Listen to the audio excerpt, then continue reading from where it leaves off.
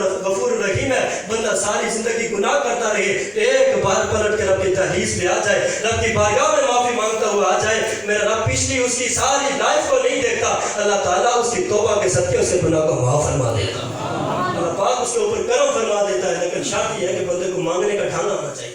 جناب موسیٰ علیہ السلام کا دور ہے, ایک بندہ ہے بڑا فاسق و فاجر, بڑا گنہگار ہے. محلے بستی والوں نے اسے دھکے دے کے اپنی بستی سے باہر نکال دیا, کہا تو اس بستی کے اندر رہنے کے قابل نہیں ہے.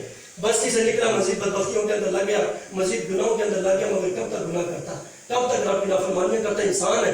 یہ جوانی بھی چند دن کی مہمان ہے, یہ صحت بھی چند دن کی مہمان ہے, یہ دولت بھی چند دن کی مہمان, سب کچھ چلا جاتا ہے. کب تک نافرمانیاں کرتا, اللہ کی خدا کی نافرمانیاں.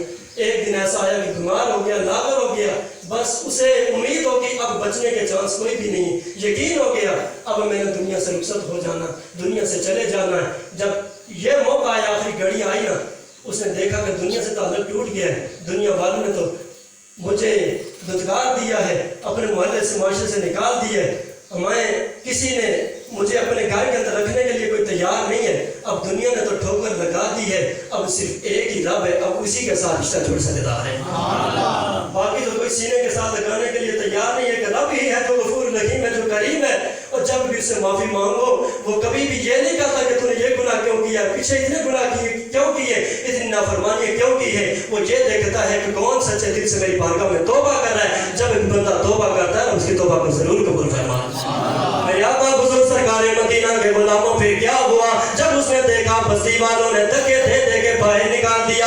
اب کوئی پرسان حال نہیں ہے, اب کوئی پوچھنے والا نہیں ہے, اب کوئی سہارا دینے والا نہیں ہے, کوئی مجھے اٹھانے والا نہیں ہے, کوئی کھانا دینے والا نہیں ہے, کوئی پانی پلانے والا نہیں ہے, کوئی مجھے دوائی دینے والا نہیں ہے. ساری دنیا سے تعلق ٹوٹ چکا ہے, اپنے رب سے تعلق جوڑا. عرض کرتا ہے یا لیس لی خمیم ولا خبیب سوا کا, یا اللہ تو جانتا ہے ایک میں ہوں ایک تو ہے, اور میرا دنیا میں کوئی نہیں ہے. سب نے دھکے دے کے مجھے نکال دیا ہے, سب نے مجھے ٹھوکر مار کے نکال دیا ہے, سب نے مجھے اپنی بارگاہ سے دھتکار دیا ہے. مولا سب کے دروازے میرے لیے بند ہو گئے. مولا میں یقین رکھتا ہوں میرے لیے تیرا دروازہ صبح قیامت تک بند نہیں ہو سکتا. مولا تیرا دروازہ ہر وقت کھلا رہتا ہے.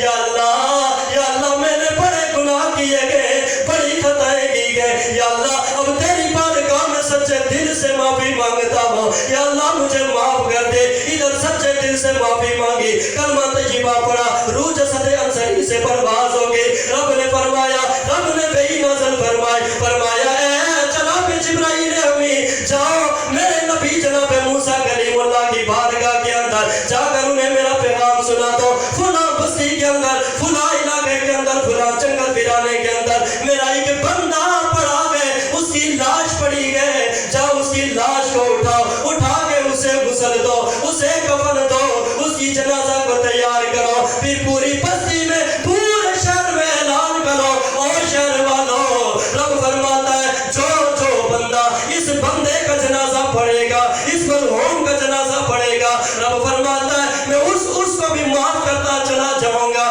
اس کی ساری خطاؤں کو معاف کرتا چلا جاؤں گا. معافی کا اعلان سنا, پوری بستی والے جمع ہو گئے, پورے شہر والے جمع ہو گئے. جناب موسیٰ نے جنازہ پڑھایا, جنازہ مکمل ہوا, چہرے سے کفن ہٹایا. جب لوگوں نے دیکھا یہ تو وہی گنہگار ہے, یہ تو ہی فاسق و فاجر ہے جسے ہم نے دھکے دے دے کے اپنی بستی سے باہر نکال دیا تھا. ہاتھ جوڑ کر اللہ کے نبی موسیٰ کی بارگاہ میں عرض کرتے ہیں, اے اللہ کے نبی جو کچھ ہم نے دیکھا ہے غلط وہ بھی نہیں ہے کہ یہ گنہگار ہے, فاسق و فاجر ہے, ہمارے سامنے یہ کئی گناہ کرتا رہا. یہ جو ہم کہہ رہے ہیں کہ یہ بھی غلط نہیں ہے, لیکن جو رب نے فرمایا ہے وہ بھی غلط نہیں ہو سکتا. جائیے اپنے رب سے پوچھئے تو صحیح یہ ماجرا کیا ہے. جناب موسیٰ نے رب کی بارگاہ میں عرض کی, مولا ماجرا کیا ہے. فرمایا سن لے, میں جانتا ہوں بڑا گناہگار تھا, بڑا خطاکار تھا, بڑا سیاہکار تھا,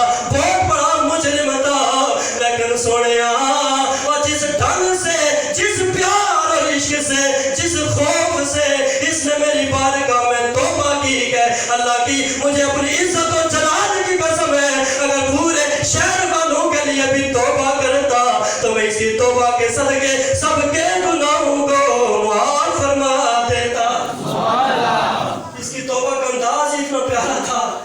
इसकी मोहब्बत वाले, वो इश्क वाले, वो जुमले और खौफ खुदा के अंदर लबरेज जुमले ऐसे थे कि अगर ये पूरी बस्ती वालों के लिए भी तौबा करता मैं सबको माफ कर देता, क्योंकि इसका प्यार और अंदाज इतना मुझे पसंद आया है। तो मेरे आका हुजूर के गुलामों, हर एक की तौबा कबूल हो सकती है, लेकिन शायद को मांगने का ढंग आना चाहिए, बंदे को मांगने का तरीका आना चाहिए। बंदा अगर किसी बादशाह के दरबार में कुछ मांगने जाता है तो उसे पता होता है कि बादशाह के दरबार की कवानीन क्या, मैंने कैसे जाना है, कैसे मुझे कुछ मिलेगा। अगर ऐसे ही बगैर इजाजत के भागता हुआ चला जाएगा, बादशाह निकाल पैसे खजाना निकाल, तो बादशाह भी कहेगा ठहर तुझे मैं देता हूँ। बंदा मांगता है तो मांगने का ढंग आना चाहिए, जब ढंग आता है तो फिर देने वाला भी दिल खोल के देता है। तो बंदे को मांगने का ढंग आए तो रब ताला जरूर बंदे को अता फरमाता है, जरूर तौबा कबूल फरमा देता है। सगा बाप भी एक बार माफ करता है, 2 बार माफ करता है, तीसरी बार सगा बाप भी माफ नहीं करता, सगी माँ भी तीसरी बार माफ नहीं करती। लेकिन मेरा रब इतना गफूर रहीम है कि बंदा 1000 बार गुनाह करके 1000 बार लौट के जाए। रब ये नहीं कहता कि पहले कितनी बार माफ कर चुका हूँ अब नहीं माफ करूंगा, नहीं। अल्लाह की इज्जत की कसम, जितनी बार बंदा लौट के जाता है अल्लाह खुश भी होता है, अल्लाह बंदा की तौबा को कबूल